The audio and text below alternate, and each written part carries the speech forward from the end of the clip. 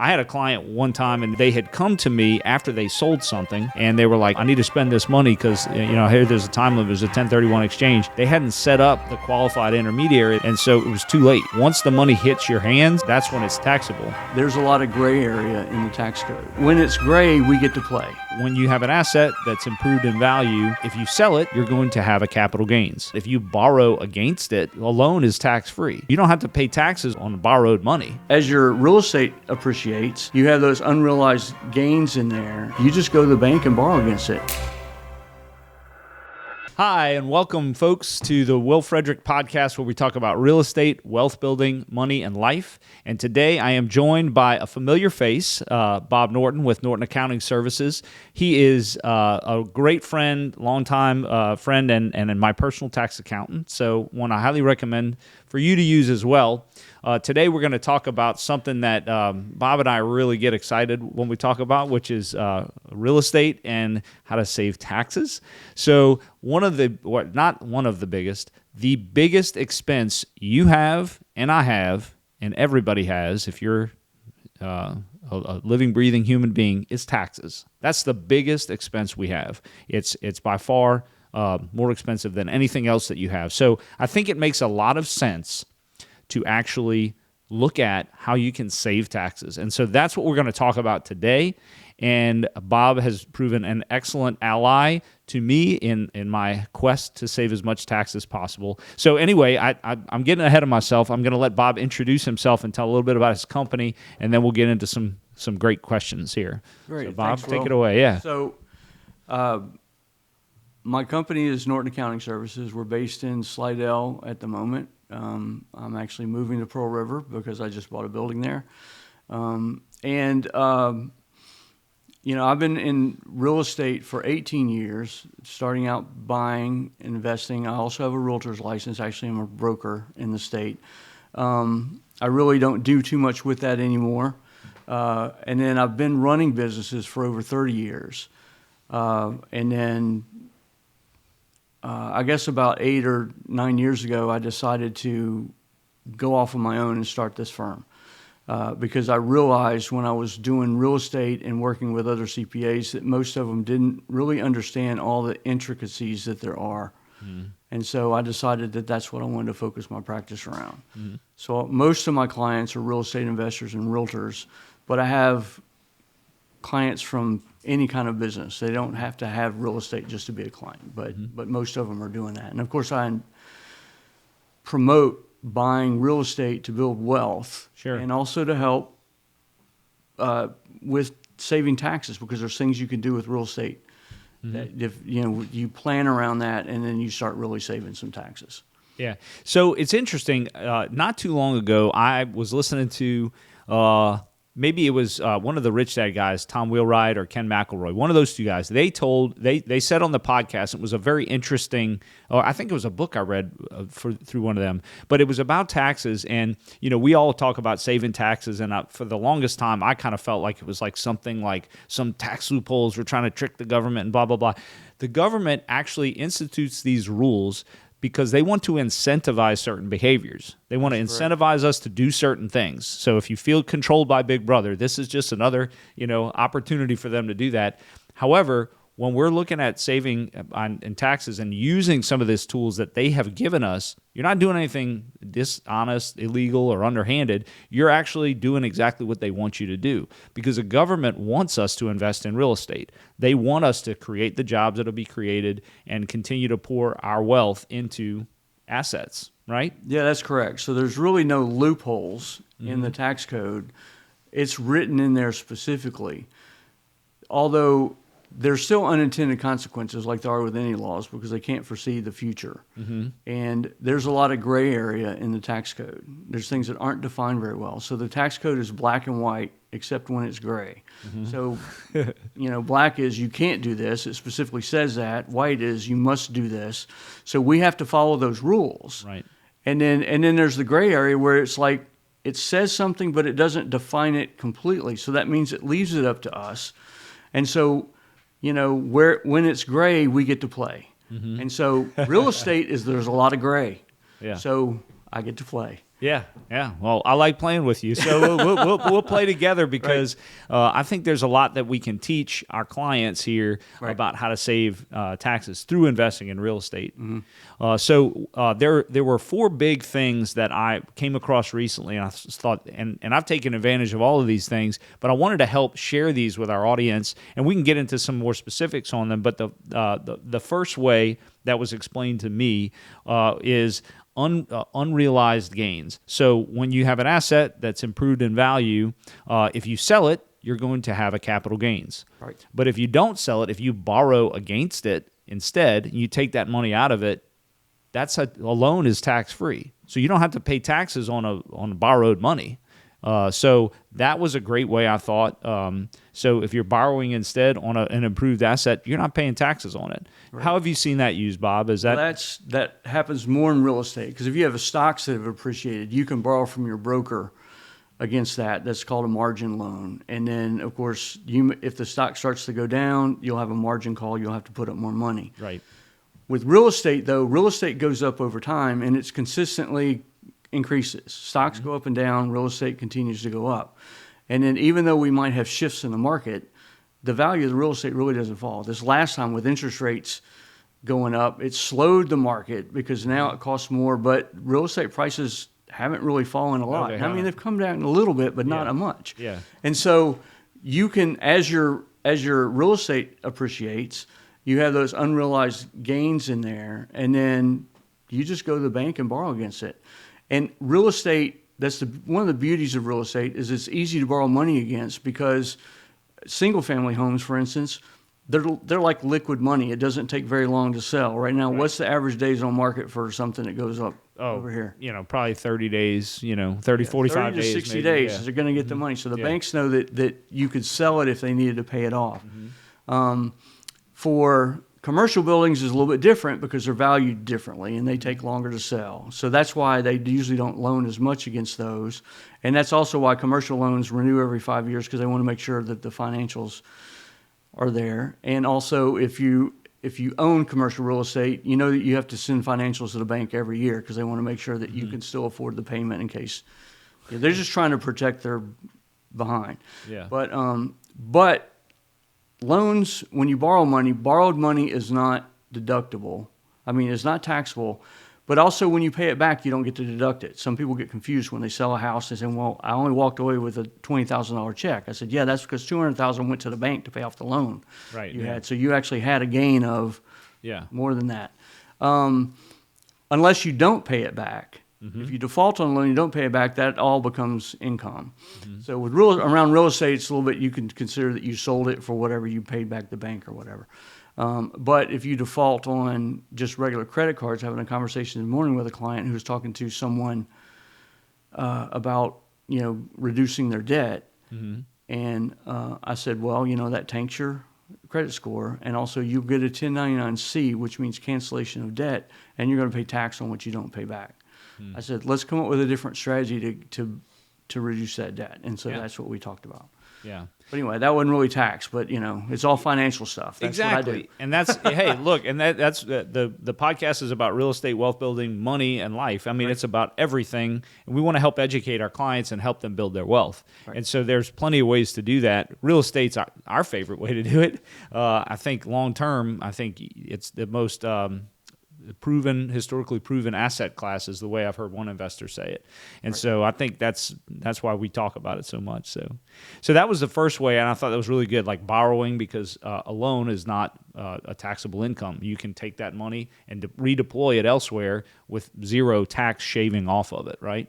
Warren Buffett, one of the most famous investors, he kind of looks at every dollar that he gets as a money seed, essentially. He is notoriously one of the richest men on earth, notoriously frugal. He doesn't like to spend money because he knows if he spends that dollar or wastes that dollar, in the future it can't transform into $100 or whatever. Right. So that's the same concept with taxes. If you can retain as much money in your pocket, that snowball that you get from that, it gets bigger faster if you can keep more of your money instead of paying it to the government. So I'm very passionate about this topic, obviously. I know you are too. Yeah. So the second way is deducting depreciation So can you explain how depreciation works? Because I'll butcher it. Sure. So when you buy a capital asset, which is a large piece of equipment, and in real estate it's a building, then you don't get to deduct the cost of that immediately, but you get to depreciate that over time. And when you buy a piece of equipment for your company, you can finance it, but it's a short finance period, or you might pay cash for it. So you're actually out of pocket that cash. But a lot of times when you buy real estate, you're financing that. You're not out of pocket that much money. And so the tenant is now paying off that note for you. So you're not actually putting any more money into real estate. So that's building your wealth. And on top of that, you get to write off the value of the building that you never paid for against the money that it's now making. And so basically, you get to write off what you've invested. Now, land doesn't depreciate because theoretically land doesn't go down in value over time. It doesn't degrade, although that could be arguably, you could argue against that in Louisiana, is like with subsidence of, the land sinking and it's now wetlands. But anyway, or California with, earthquakes, and sinkholes in Florida. So there's a lot of places where land transforms, but that's not in the tax code. But the building itself you get to write off, but it's over a specific period of time. So for a residential building, it's 27 and a half years. For a commercial building, it's 39 years. Mm-hmm. But there's special provisions in the tax code that allow you to write off things faster. Right. And so that's one of the strategies that we use with larger buildings, like a cost segregation study. So it breaks the building down into different components that have different depreciable lives. And right now with commercial buildings, for instance, if you buy a building and then you fix it up, that's considered a qualified improvement, and you get to depreciate that over 15 years instead of 39 and a half years. And so going back to the incentives in the tax code, they're wanting investors to buy that and developers to buy that, and they're giving them the depreciation to write it off faster depreciation so schedule. it saves them taxes, but it also makes them invest. That's Right. what they're trying to do. They're trying to spur investment. So Right. Yeah, and so there a few years ago when Trump's first tax bill came through, they introduced something called accelerated depreciation, which allowed investors, I think it was anything that was depreciable on a 20 years or less schedule. Right. Is that 20 correct? years or less, right. 20 years or less could all be accelerated to year one. So all 15 years of that depreciation in the amount of that investment, let's just say it's a $100,000 investment, normally you'd have to write that off 1/15 of it every year. Under that law code, you could depreciate it in first year, all the whole $200,000, write it off. What did I say, 100 or 200? I don't remember what it was. I don't remember what you said either. Whatever it was, But it's 100% of it was depreciable year one. Right. Which is huge. That's huge. And we were using that dramatically. I used it multiple times. Yeah. I was shocked at how much money it saved me. There were a couple of years where I didn't pay any taxes, Yeah. So that was the beauty of it. And it's like you could even get to the point where you could calculate how much income am I going to have outside of this investment, or this year. How big of a building do I need to buy to wipe that out? Right. You could do the math and you could figure it out. And you had people buying properties, big commercial properties. I mean, millions and millions of dollars. I didn't do that, but I've talked to people who did that just for the depreciation, just for the cost seg. They call it cost segregation, but cost seg, accelerated depreciation. So now they have phased that out, and it's down to not 100% of it, but what is it in 2024? 24, it's 60. So it 60%. 22 was last year, it was 100, and it started dropping by 20% a year. Okay. So 23 was 80%, 24 is 60%. This year it's only 40%. Right. Unless the new administration, which happens to be headed by the same guy who helped herd the law in, might reinstate some of those things. So we'll see. Yeah. We'll see. Yeah, and I think a lot of people are hopeful about that. Do you think this is just kind of an off-topic? Well, not really off-topic, but do you think there's any chance that he'll go back and kind of make it retroactive, like 100% back to last year or maybe this year? It probably depends. I don't think. Well, it's going to take him a while to get anything passed through Congress this year. So even his original tax by this law, year, we're recording this episode in January of 2025, just for our listeners. Right. So even his tax law which was in 2018, was 2 years after he was elected. So it took him 2 years to get that passed. Yeah. So if they pass something either this year or next year, we'll have closed out essentially 2 full tax years where it started dropping. I don't think they're going to go back and do it retroactively, because then that means there's going to be millions of amended returns. Yeah, that's true. And it would cause chaos. And IRS is already one of the most inefficient processors of stuff right now, only because, no one really wants to work for the IRS, I don't think. And so it's like, I wouldn't want to work for them. And then they've turned a lot of stuff over to the computers, but amended returns, someone has to look at that. So that delays. So probably not. I don't think so. If they would pass something here like within the next month or so, they could say we could reinstate it for 24. Yeah. Because it's not too late. But I don't think. I don't think if they do pass it, or maybe it's next year they finally get something passed, then it won't. Now in early 24, the House of Representatives passed a bill that reset bonus depreciation effective for 23.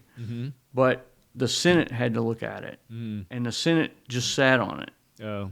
And so it's possible that, I don't know what the statute of limitations is for a bill. Like the Senate could pick it up and just pass, and all of a sudden it's passed. Yeah, but there might be a bunch of the reason that they didn't pass it is because there was a lot of stuff in there that they didn't really want. Yeah, okay. Because, there's all these trades and whatever. There's a good thing. That was a good thing for real estate investors, but there was a lot of stuff in there that that wouldn't may not have been as good. So, who knows? But they could amend it, send it back. That was more just an opinion bait. Like, I was just kind of curious. So, but there are plenty of ways other than that one. You still have depreciation, though. They call it straight line depreciation. That's like all the way, for 27 and a half years for residential, or 39 years for.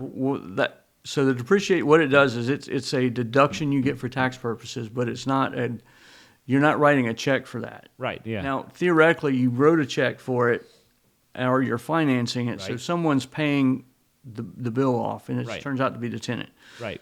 Ultimately, but you will have, hopefully, you will have positive cash flow from your rentals, right? But not all of it will be taxable. In the early years, a lot of times, none of it's taxable because the depreciation is covering that, right? And the mortgage interest, stuff like that. But over time, rents go up, right? Now, the depreciation stays fixed, the mortgage usually stays fixed, and your other expenses will go up, but, rental income increases over time. Right, yeah. And so eventually you're going to be paying tax on rental income. You still have the depreciation there, so it's still going to be sheltering part of it. Right. It's just not going to shelter all of it. Sure, yeah. So... Well, and like the point you made about, your debt stays fixed in the past. Your note doesn't go up really, but the rent goes up over time. So it's kind of nice to kind of lock in that price, then depreciate it down and use that to offset some of the income. So. Right. Now, if you do have to sell a property, there are ways to defer the taxes on that too, and that's the third big way, which is a tax-deferred exchanges, or what's commonly known as a 1031 exchange, right? Yes. So explain how a 1031 exchange works, Bob. So a 1031 basically is you're trading one property for another. That's the purest form. That's usually not how it's done. So what usually happens is you sell a property, and then there's certain provisions in the tax code. You have 45 days from the date you sell it to identify a replacement property, and you have 180 days from the date you sell it to buy that replacement property. To close on it. So it can take up to 6 months to close out. Most of them don't take that long. Some commercial ones take that long because there's a lot of due diligence goes into commercial. Excuse me.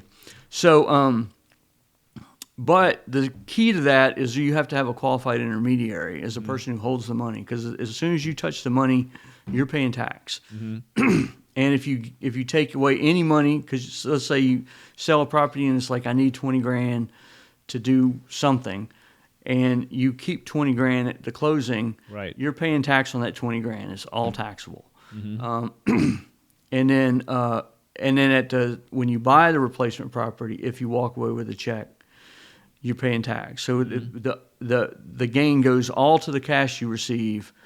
And so the secret is to structure it so that you do not pull any tax out of it at all. And if you borrow too much money to buy the new replacement property, that's usually where you walk away with cash because you can finance the new one. You're going to end up, paying tax on that. So the thing to do is not refinance it and pull out all the equity that you have in it until some period of time after you close out the 1031. Usually it's best to do it in the next tax year or wait a year. Most qualified intermediaries will say wait a year. Okay. Because, you have to show that, because if you do it too close after you close, the IRS was saying, well, the 1031 was a sham. You really just refinanced the property. Therefore, everything's taxable. They're going to recalculate it. So I didn't know that. I hadn't heard that rule. So yeah, good. If the IRS looks at it, because if you have too much going on in the same tax year, there's a higher probability that the IRS may look at it and it might throw up a red flag. Yeah. Today's show sponsor is Norton Accounting Services with our guest, real estate tax pro Bob Norton. Bob's goal is to help his clients become financially free using real estate, and that line just gives me shivers every time. Become financially free using real estate. I love that goal. He focuses on real estate investors. He's got clients with properties in 48 states. He's been a valuable resource to me and many other investors. And so you want to follow the rules. Yeah, remember, we're back to black and white. You want to follow the rules. There's no rule in the tax code saying that after you do a 1031, you have to wait a specific period of time before you refinance it. It's just the IRS is taking the position that if you do it too soon after the 1031, then maybe you really weren't you did the 1031 just to defer the gain, but you actually got all your profit out right after that. Yeah. So we're going to treat it as Wasn't if done in good faith, and so you're trying to trick us, Yeah. So, and another thing that you just mentioned, which I think is an important point, is that you really don't want to take money out. You want to try it, and what I've always thought is you buy a bigger property than you're selling, Right. So you can roll that money into it. So what I did one time a couple years ago, I sold a fourplex, which was like I think it was like $200,000 or $300,000 that I received from selling that. But I bought a 16-plex with that proceeds, and it was actually, we talked about seller financing, how much we both love that. Yeah. The seller was willing to finance that, so I took the money as a down payment, the proceeds from the sale, put it as a down payment onto the new property, and was able to seller finance the rest of it. So it was literally, I took the money from this, tax deferred it into this new property. So, because it was a lot more. Yeah. It was over $1 million. So, Yeah, that's perfect. So that's the way to do it. You want to trade up the way to think of it. And then also in that exchange is like, say you have a $500,000 building you want to sell, and you can't find another $500,000 building. Well, you can buy two $250,000 buildings. correct. Yeah, that's true. It's just real estate to real estate. Right. So, you can buy land. You could buy 100 acres of land or whatever you can get. So, it doesn't really matter as long as you spend at least what you sold it for. Right. And that's the easy way to figure out that if I sell something for 500, I buy something at least worth 500 or more, and you make sure the debt level stays about the same. Sure. Yeah. Because if you increase your debt level, you're going to walk away with cash again. Right. So, but yeah, that's the easy way to do it. The other way to defer gain, and I don't know if that's on your list, is called an installment sale. And this is about going back to owner financing. So if you're a landlord and you're tired of tenants and toilets, which is a joke, but it's like you're tired of that, and you're ready to retire, and you don't want to have to answer any calls and do anything else. It's like you're going to have a major tax problem if you sell your rental. Especially because you've depreciated it down. And that's lowered your taxable basis. That's the only danger of depreciation, because when you sell it, you have to recapture all of that, the amounts that you depreciated and written off so you didn't pay taxes on it. Now you got to pay taxes on it. It's time to pay the piper. Well, one way to look at that is so let's say you buy a building for 100. I'm going to use numbers and make it mathy. You buy a building for 100,000, and let's say that 10,000 is the land. So you got 90,000 you can depreciate. And let's say that you own the building for 30 years. So you fully depreciated it over that time. So when you go to sell that, let's say now that the building's worth $500,000. So you have, from your original $100,000 investment, you've got a $400,000 long-term capital gain, but you also have fully depreciated it. So you only have $10,000 left with the land. You have $90,000 additional gain, and the IRS calls that depreciation recapture. And the reason they call it that is because you pay normal tax rates on that, not the long-term capital gain rates. It doesn't matter how long you've owned the property. Didn't know that. Okay. And that's why people are so afraid of the depreciation recapture. And now it turns out it's capped at like 25%, but most people right now are in the 22 to 24%. So if you're in the higher tax rates, you can actually do, that's tax rate arbitrage. You can still sell it, depreciate it, and then sell it, and you're still paying a lower tax rate on it than you would at your normal tax rate. But most people are trying to, that's where they're getting most of their, because if you bought it for 100 and you sold it for 100, you go, well, I didn't have a gain on it, except, you got $90,000 worth of depreciation recapture, you're paying tax on that. Yeah. Yeah. So that's another reason why that property that I sold, I didn't want to pay taxes on depreciation recapture and all that. I just rolled it all into the next property. So going back to just real quick for the installment sale, what happens is you're basically spreading out that gain that you have. Say you sell that building you bought it for $100,000, fully depreciated it. Now you're selling it for $500,000, and you decide to sell it to another entrepreneur or another person, real estate investor, and you take a small down payment, and then you basically give them 30 years to pay it off.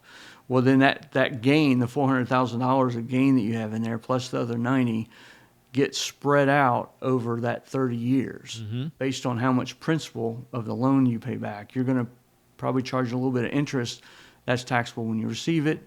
So you're now spreading that gain out over years. And if you're in retirement, which means you don't have a lot of other income coming in, you may not be paying tax on the long-term gain at all. Right, because you are at a lower tax. 0%. Right, lower tax bracket. And so I'm really glad you brought up installment sale, because seller financing is one of my favorite topics. Right. We've done other podcast episodes on bond for deed and different types of seller financing, but an installment sale that's what that is.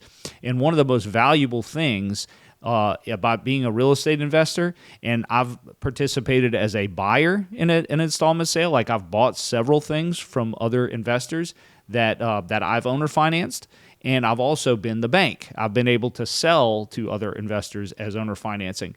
It's a win-win. It is a wonderful thing, because as a bank, I can be more competitive than other banks. So you're not going to have all the closing costs. I can give you a rate that's going to be, around what the bank would charge you, but you're not going to have to pay all this extra stuff, and it's a whole lot less complicated. And guess what? I get to make more on my money that way. If I don't want to deal with any leaky faucet calls anymore or whatever, then I can just sell it, and I'm collecting, instead of collecting rent, I'm collecting a monthly paycheck from the mortgage, essentially. Right. So exactly. One of my favorite things to do. So yeah. And then another way, the fourth and final way of this, these four best ways I heard recently, is maximizing use of tax advantage accounts. So things like IRA, a Roth IRA, 401k, HSA. So some of these, how have you seen these used skillfully in the past to defer taxes or to save taxes? When it comes to IRAs, and this is also with 401ks, is like there's pre-tax deductions. So that if you put money into it, you get a tax deduction immediately. And there's also after tax. So that's the Roth option. And the beauty of the Roth option is you don't get a tax deduction today, but all the income from it will never be taxed. Actually, technically for your lifetime plus 10 years, because they changed the rules. So your heirs will have to pull it out over 10 years, but they still won't pay tax on it. If it's in a Roth, if it's in a pre-tax account, then what happens is you're saving money today at today's tax rate, and then it grows tax-free, and then when you're in retirement and you start pulling that money out, then you pay tax at your rate at that time. For a lot of people in the workforce, that works great because they haven't figured out real estate and built up a bunch of wealth. But what I've discovered is, and I discovered this early in my career, is that real estate investors' income does not go down in retirement. So if they socked away a lot of stuff pre-tax when they were younger, paying a lower tax rate because they weren't making as much money, yeah, they were saving a few $100 that year, but now in retirement they're paying thousands of dollars on it, and it's kicking them up into a higher tax bracket. So they're actually paying a lot more tax than they actually originally saved. And for that reason alone, I usually don't recommend putting money into Traditional IRA. a traditional IRA or a 401k traditional. Now you can have a Roth option in your 401k. And for most people, now there's some people that, especially if you're not investing in real estate, that may be the only way you can save money right now on taxes. And actually right now, with the way for a traditional IRA and even a Roth IRA, you have them until April 15th of this year, of any year, to invest. For the previous year. For the previous year and get a tax deduction. Yeah. But that includes, there's also what's called a self-employment pension or self-employed pension, as SEP, which is pre-tax. It's set up for self-employed people. So if you're a real estate investor, you're just a landlord, you don't have any other income besides your rents, you really can't put any money away in these things because it's all based on your earned income. And you don't have earned income by definition of tax code, which is actually a good thing because you're not paying Social Security and Medicare taxes on that. The downside is you don't have this, but you only have passive income, so all your passive losses of real estate offset that, so you don't have a problem with having passive losses. So you're not paying that much tax. Right. As long as you continue to buy properties and depreciate them, right? Yeah. At some point, you want to stop doing that, and then that's when the rents keep going up, and at some point, you're paying some tax. An HSA is a health savings account. That has to be paired with a high deductible health insurance plan that you can have through your employer, or if you're self-employed, you can have that yourself. And then what that allows you to do is put away up for a family. It's like, I think it's around $7,500. These numbers change every year, so I have to look them up all the time. And it also depends on what year I'm looking up. But let's say $7,500 a year into a savings account that you use for medical expenses. You don't get taxed on it as long as you use it to pay medical expenses. But there's no rule that says you have to incur the medical expenses this year. So what some real estate investors I know, they have set up a self-directed HSA in which there's a custodian that manages all the paperwork for them. They just put the money in the account. And then they can use that money because it's self-directed to invest in alternative assets, alternative than the stock market, which includes crypto, which I don't recommend, by the way, and real estate, which is what I do recommend. And then, or they can lend money to other real estate investors, which is what a lot of guys tend to do because that works out easier. There's a lot less complications to that. But what they do is they take the receipts every year for their medical expenses for out of pocket, and they don't claim it on their tax return because most people can't deduct those under the tax code. And then, because it has to be above 7.5% of your adjusted gross income. And most people don't make it there. But they save those receipts, scan them in, keep good copies of them, and then at some point in the future when they need some cash, they can turn in those receipts and pull it out. And as long as they have the receipts and it's for medical expenses, there's no timeline on when you can turn that in. So I know guys that have never cashed in their HSAs, they're just continuing to growing. Now an HSA is equivalent of a pre-tax deduction and a Roth on the back end because you never get, as long as it's medical expenses, you never get taxed on it. So it's a cool thing to do. Yeah, that is very cool, especially if you're growing in age and at the end of or toward the end of your life. Traditionally, medical expenses are much higher. You can pull out all that after tax or no tax dollars and use it. Now, if you're self-employed and you have a business, not real estate, which is a business, but it's one where you have active income, it's subject to self-employment tax. So that's like you're a realtor, a doctor, a plumber, electrician, any kind of business like that.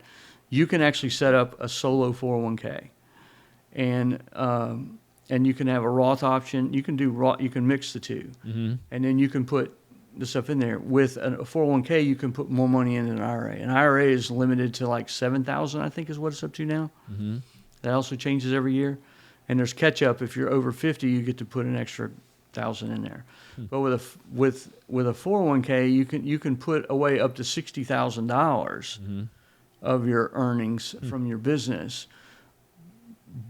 But there's a caveat to that because the financial guys will say, "Oh yeah, you can do $60,000. You should set up one and do all this stuff." You're limited by your salary. So if you're not drawing a salary in your business because you're just a sole proprietor, Yeah. or it's a partnership where you're not an drawing, S you're corp, just keeping right? it in there, yeah. And it's like and you're just keeping the profits. Yeah, you can go up to that because you're not limited because all the earnings of the business is considered your wages. Mm-hmm. But the strategy that we use for most of my active guys is we set up an S corp at some point, and then we set your salary at something reasonable. Right. Well, the thing is now you're limited to 25% of that reasonable salary. You still can put away 20, 23, somewhere around there of deductions from your salary. Mm-hmm. So you can still put that in there. Yeah. And the reasonable salaries are usually, 40 to 60,000, depending on what industry you're in. And it could be higher if you're a doctor, for instance. And it also depends on the size of the business because your reasonable salary could increase. Sure. But anyway, so you have that limitation. So I had a client of mine who said, I want to max it out this year. And I said, well, okay, your max is what we're already putting in there Yeah. because you're limited. And I'd explain the math. And he goes, oh.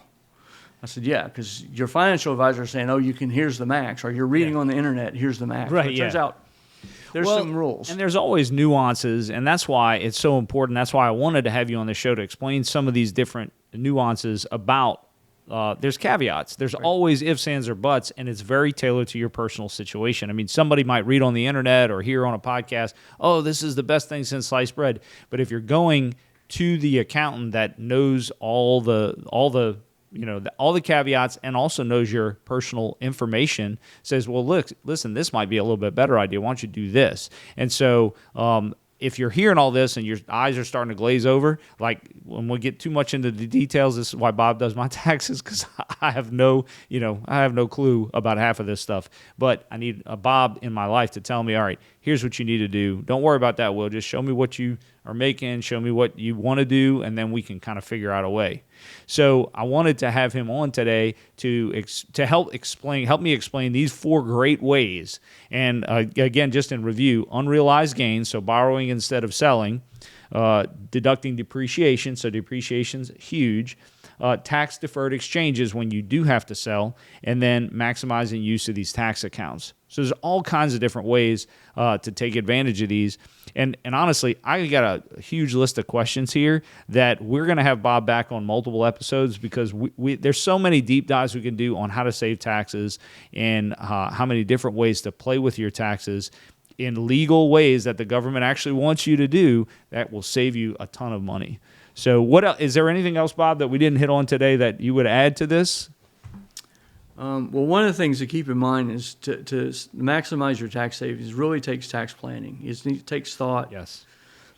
Excuse me. Going back to the incentives that the government has in the tax code is you have to plan the transactions around those. Mm-hmm. And so you have to set up things. So if you hear someone on the internet saying, oh, you should just do this, that may be a good strategy, but there's steps you have to put in place. Mm-hmm. And because most CPAs and tax preparers, if you're in an active business, they're gonna have you do an S corp. Mm-hmm. If you're at a certain level, some of them make you do it right immediately because you should be an S corp. But I wait until your net income is above what's considered a reasonable salary for your profession because there's a lot of extra paperwork, requires an extra tax return. There's a lot of extra costs that you can avoid until you need it, and the tax savings is going to save that money.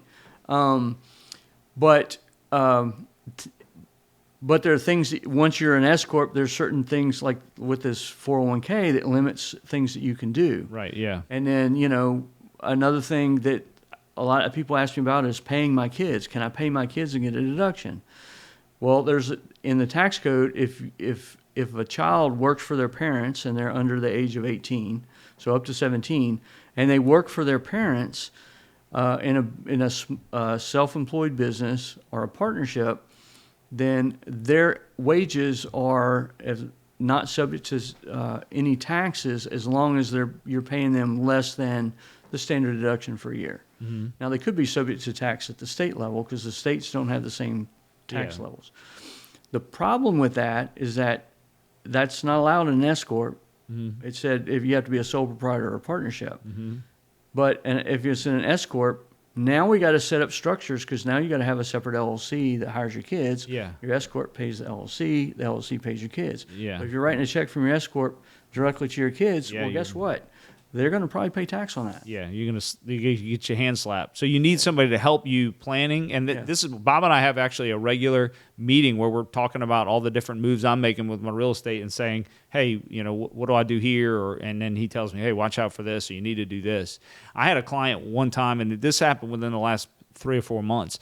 They had come to me after they sold something.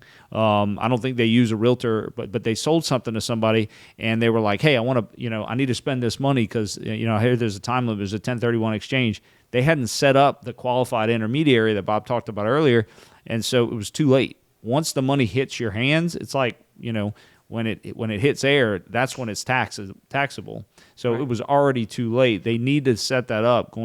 Back to Bob's point about tax planning, you need to set that up prior to the sale happening in order to make sure it goes into the hands of a qualified intermediary and then goes on to the next property trading into it. So planning, essentially. I get those calls actually all the time. Really? Yeah. It's a shame, man. You hate it for people. It's usually, because they call me up and saying, hey, I just sold a property. I want to do a 1031 exchange. I said, so you actually went to closing and you got a check? Yes. You're being taxed. Yep. Sorry. What can I do? I said, well, pay the tax. I mean, there's not much you can do. Now, it depends. I said, are you going to reinvest? We start going through some of the things you can do. But I have had clients, I tell my clients, basically, before you sell anything, call me. Yeah. So we can talk through it and make sure, because, sometimes you just need the cash and I'm going to suck it up and pay the tax. Yeah. I got something else I need to do. And it's like, well, that's okay. Because that's a financial decision that you're making. Right. But, there's a lot of, the tax laws change over time. So there's been rules that were in place years ago. You might have heard your parents talking about them. And I have some people that come out of the woodwork because it's the first time they sold something in 40 years. And the rules were different 40 years ago. Absolutely. And, for example, it's like, well, if I sell my residence, as long as I reinvest all that in a new residence, I don't have to pay any tax. I said, well, actually, if you sell your residence and your total gain is less than $500,000, you don't have to pay tax at all. You don't have to buy anything else. Right. But the investors go, well, if I sold this, I should be able to buy something else and just write that off immediately. I said, no, it's a capital asset. You've got to depreciate it. Yeah. And so, but with a cost seg, there may be some ways we can mitigate some of that and lower some of that stuff. So we can talk through it. Yeah. And the thing that disappoints me is when someone has sold a property and they haven't called me and there's nothing we can do. I mean, this is an existing client. Or I get their stuff in and going, why'd you sell this property? Yeah. And going, because I didn't, and this happened a lot within the last several years, because I don't think I was ever going to get that money out of that property again. It's the highest it's ever been. Yeah. And whatever. And it's like, well, when you sell a rental property, you just killed the golden goose, number one. That's right. It's a cash flow stream. It's in perpetuity. It's better than an annuity. It goes on forever. But when you sell it, you get a big chunk of cash, but you pay a big chunk to the government. And it takes away those money seeds that you can keep planting. I had a client a few years ago who had, it was a former residence, and they'd been renting it out for several years, and it had gone up in value. And this was in New Orleans, so property values had gone up. And he says, I want to sell the house. And I'm saying, but it's making you, I mean, I had the numbers, like, you're making you this much cash flow a year. Why? It's like, he says, and he was talking to his financial advisor, and he says, well, the yield, which is the income he's getting versus the value the property has, is lower than what he can get me in the market. And I went, but it's like, so when you walk away, when you lose a third of the value, does that yield still work? Is how long is it going to take him to make up that third of the yield? Well, he never answered that question. Yeah. Well, so he ended up selling it and paying tax. I said, okay. Yeah. I don't think you should sell it. Right. And then 2 years later, he comes back and says, we decided we're going to buy a second home in Colorado. And I said, why didn't you think of this 2 years ago? We could have done a 1031 exchange and it'd be paid for. Right. Yeah, exactly. Or most of it would be. Yeah. Colorado's expensive. Yeah. But he wasn't thinking about moving at that time. Right, But that's where it's like, you got to put your plan together and know your long-term goals. And and be aware of some great advice that can maybe help you. Hey, Bob might be able to say, hey, well, are you thinking about buying anything anytime soon? Because this might help you in that, Yeah. So beware of financial advisors. That they're good guys and they're going to help you maximize your rate of return, but sometimes they don't think of all the consequences. Well, to a hammer, everything looks like a nail. Yeah. And that's one of my favorite sayings, because you got to recognize where the advice is coming from. To us, everything's going to look like a real estate investment opportunity. So it's good to get multiple, wisdoms from lots of different angles, but they're not always going to know all the options, to your point. Right. So, well, I would highly recommend, if you're not convinced enough by hearing just what Bob and I were talking about today, to talk to Bob about this. Come talk to us. We can advise you on these things. I am not a tax advisor, just to be clear. Bob is a tax advisor. I am a real estate investor and a real estate advisor as well. So we can help you with this. And Bob, I'm really looking forward to some more episodes in the future where we discuss more of these opportunities to build our wealth. And so thank you for joining us today. Well, thanks for inviting me. And yeah, no problem. We'll have you back plenty more times, like I said. And thank you to our listeners for joining us today. Hopefully you learned a few good things. And if you have any questions about it, reach out to us. Our contact information will be in the show notes. And we appreciate you joining us. We'll see you next time on the Will Frederick Podcast, where we talk about real estate, wealth building, money, and life.